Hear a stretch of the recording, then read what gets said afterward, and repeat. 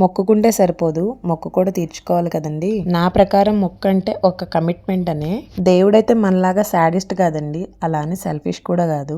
నా మొక్కులు తీర్చకపోతే మీకు తిప్పలు పెడతా అనడానికి. జరిగినా జరగకపోయినా మనం ఒక కమిట్మెంట్ అనుకున్నామంటే దానికి కట్టుబడి ఉండాలి ఖచ్చితంగా. ఆ కమిట్మెంట్ నేను మిస్ అయ్యా కాబట్టి అని అనుకుంటా. ఎన్నిసార్లు ప్లాన్ చేసుకున్నా పెద్ద తిరుపతి మొక్కు ప్లాన్ మిస్ అవుతుంది. 7 వారాలు వాడపల్లి వెంకటేశ్వర స్వామి దగ్గరికి దర్శనానికి వెళ్ళాను కానీ ఇంట్లో మాత్రం 7 వారాల శనివారం వ్రతం చేసుకోలేకపోతున్నాను.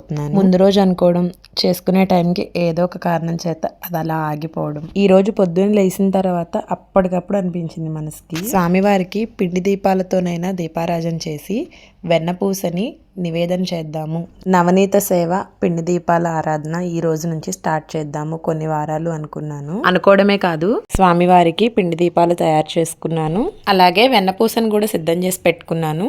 వెంకటేశ్వర స్వామికి నువ్వు వెన్నపూస నివేదన చేస్తే మన ఇంట్లో కృష్ణయ్యకి నేను వెన్నపూస పెడతానమ్మా అంటూ రాయల్ వచ్చి మా ఇంటి చిన్ని కృష్ణయ్యకి వెన్నపూసని సమర్పించాడు.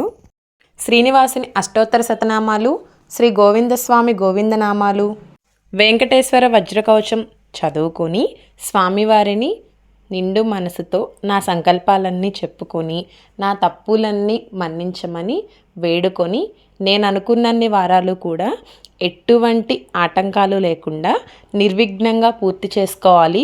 ఈ వారాలు పూర్తయ్యే లోపే ఆ తిరుమల తిరుపతి వెంకటేశ్వర స్వామి దర్శనం మొక్కుబడి చెల్లించుకోవాలి అని మనస్ఫూర్తిగా ఆ శ్రీనివాసుని స్మరించుకున్నాను. చూశారు కదా, వీడియో నచ్చినట్లయితే ఒక చిన్న లైక్ ఇవ్వండి. మన ఛానల్ని సబ్స్క్రైబ్ చేసుకోవడం మర్చిపోకండి.